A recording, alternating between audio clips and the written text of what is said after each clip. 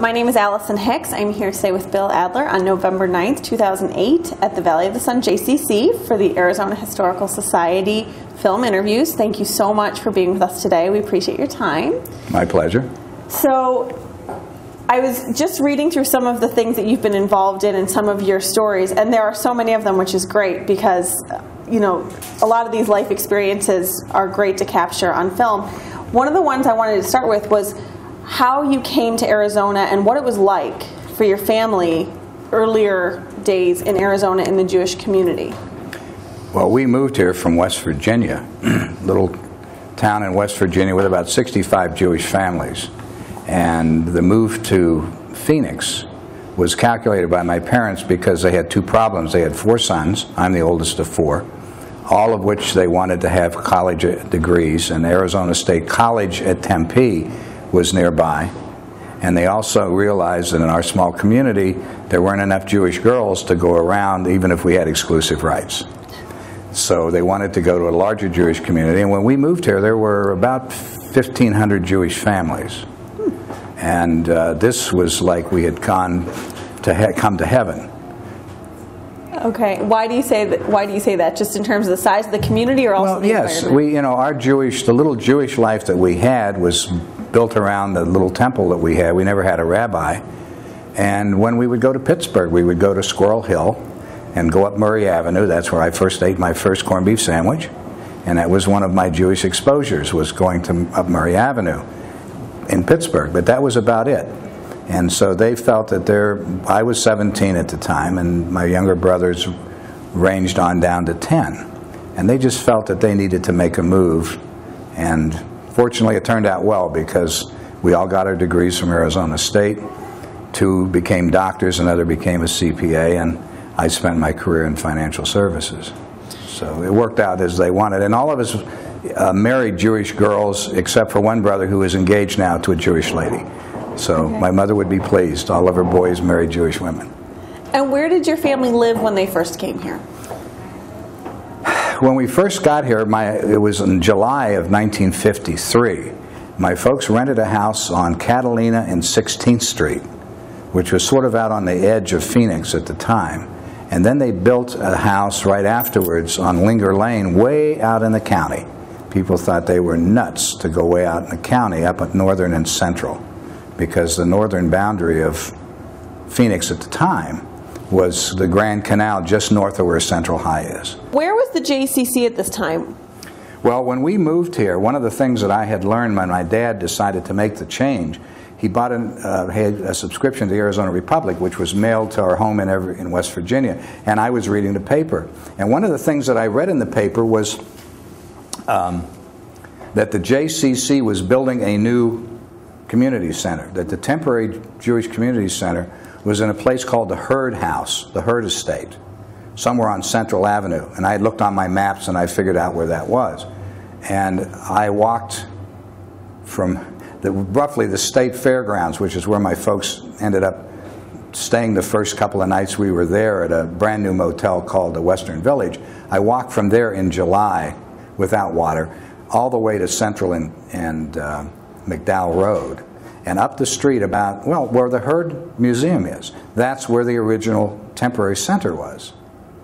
And I went in, I met a bunch of kids, many of them just like me, just new in town, and I saw the drawings of the Jewish Community Center, which was way out of town on 15th Street and Camelback.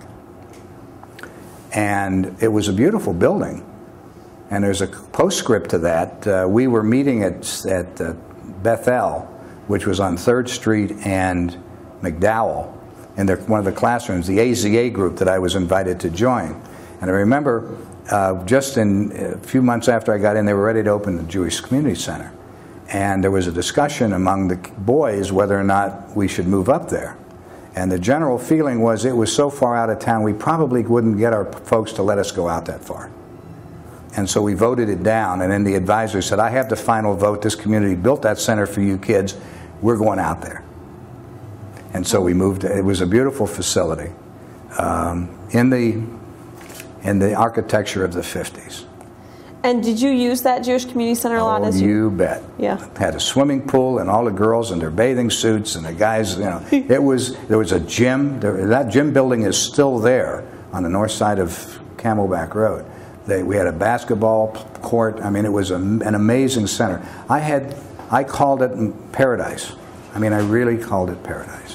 One of the things that you'd mentioned in some of your stories was some of the Jewish merchants that were in Phoenix when you first arrived and who have been around for, you know, many decades. Some have come and gone. Tell me about some of those famous merchants. Well, it was very interesting because my father, in the town we lived in with the 65 Jewish families, most of the men in the families, most of the head of the households, were owners of stores.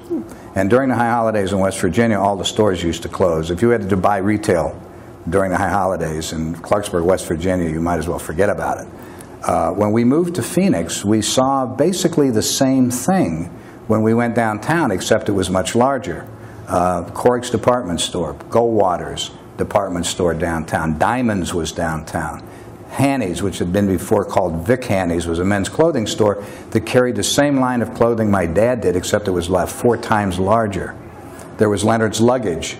Leonard Goldman had, and I worked at Leonard's Luggage when I was in high school and my early years of college. Now, you mentioned that you went to ASU. Right. Well, it wasn't ASU when I started there. It was Arizona State College at Tempe.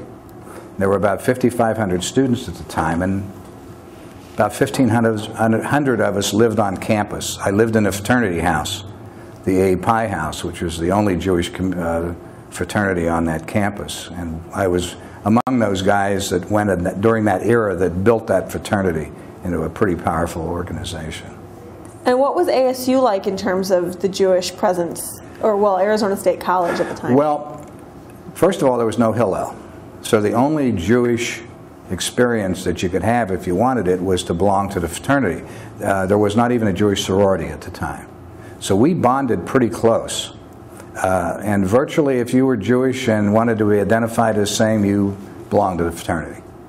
And I made lifelong friends. There are friends that I made from that era, which is 54 on, that are still here in the community. I mean, most of us stayed here from that era and built businesses, and some of them were pretty prominent in the community. So it was a marvelous experience. Okay, well, I think that's pretty much a wrap. So I just wanted to say thank you so much for coming in and sharing some of these stories. It's so neat to hear about what Phoenix was like for some of the people who were coming out in the 50s, 60s, and 70s. So thank you so much.